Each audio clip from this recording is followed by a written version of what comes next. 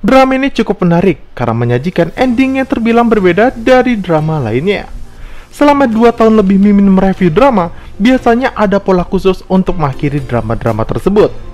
Pola yang sering dipakai adalah puncak konflik drama akan diselesaikan pada episode 15, sedangkan episode 16 alias episode terakhirnya biasanya hanya berfokus menceritakan cerita pasca kejadian atau nasib-nasib dari karakter setelah konflik utama terselesaikan. Tapi jika ada puncak konflik pada episode 16, biasanya tidak lebih dari 20 menit saja di awal.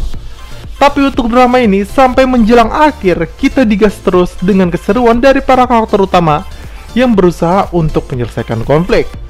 Apalagi sedikit dibumbui dengan adegan-adegan sedih dan pengorbanan yang membuat penonton hampir merasa miris.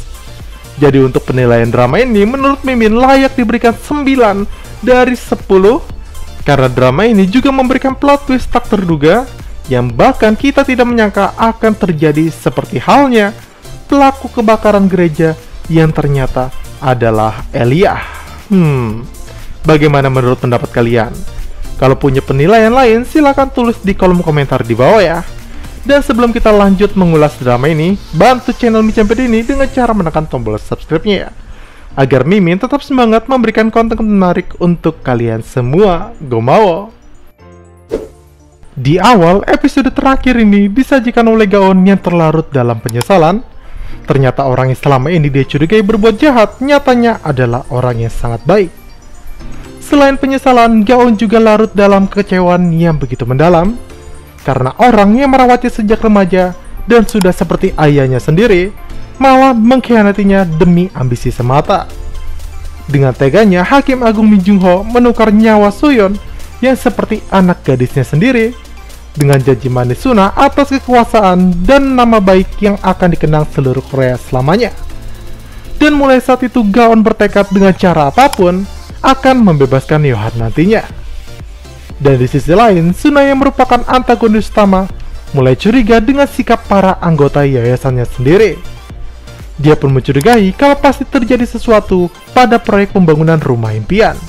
Dan kebetulan juga, Gaon yang ingin membalas dendam memang juga mengincar proyek tersebut, yang dijaga ketat oleh bala tentara. Dengan bantuan pengacara, Gaon berhasil menyelinap menyamar sebagai seorang perawat. Dan dalam proyek tersebut, akhirnya terungkap kalau rakyat di pemukiman kumuh yang dituduh sebagai pusat pandemik virus diculik untuk dijadikan bahan tes percobaan obat-obatan. Dalam keadaan tegang, takut ketahuan itu, Gaon juga menyempatkan untuk merekam semua yang ada di dalam sana untuk nantinya diusut dalam persidangan atau dibongkar ke publik. Dan sungguh kebetulan sekali, Presiden datang bersama anggota yayasan lainnya. Dan akhirnya terungkap lagi fakta yang lebih mencengangkan, yakni mereka yang meninggal dalam uji coba obat dan vaksin, maka seluruh organnya akan dijual demi keuntungan pribadi mereka semua. Sungguh-sungguh biadab memang ya. Ternyata si cantik Soyun yang tertangkap juga dibawa ke sana untuk menjadi kelinci percobaan. Gaon pun berusaha untuk mengeluarkannya dari camp proyek tersebut, dan beruntunglah para perawat di sana ternyata adalah orang yang baik. Mereka bahu-membahu untuk membantunya keluar. Tidak hanya Gaon, Suna pun berhasil masuk ke dalam dan menemukan anak-anak terlantar yayasannya juga menjadi korban keberingasan anggota yayasannya sendiri. Di tengah kegalauan tersebut, Suna semakin bersedih karena Yohan dikabarkan meninggal akibat tertusuk oleh tahanan lainnya. Dan Suna yang murka karena tahu dirinya dikhianati plus orang yang dicintainya meninggal, menyiapkan sebuah pistol, berniat untuk membunuh anggota yayasannya dalam sebuah acara di ruang persidangan Yohan nantinya. Esok harinya setelah acara pelantikan Hakim Agung, Yohan berniat melakukan bom bunuh diri bersama Jung Ho untuk menebus dosanya kepada Yohan.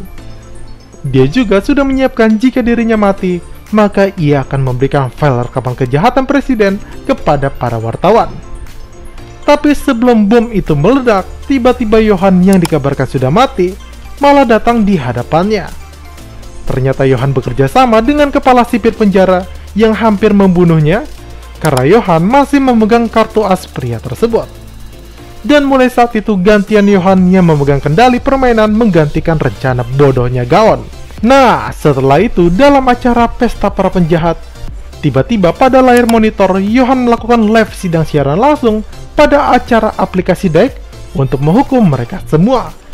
Johan mengungkap kejahatan para dedengkot tersebut satu persatu yang menjadikan manusia seperti layaknya hewan ternak, termasuk kejahatan Suna yang membunuh orang-orang tak bersalah demi ambisinya semata. Dan pada puncaknya, Johan akan menghukum mereka semua dengan cara meledakannya dengan bom yang dibawa Gaon sebelumnya. Johan meminta persetujuan dari para penonton yang jika jumlahnya mencapai 10 juta voting, maka ia akan langsung mengeksekusi mereka.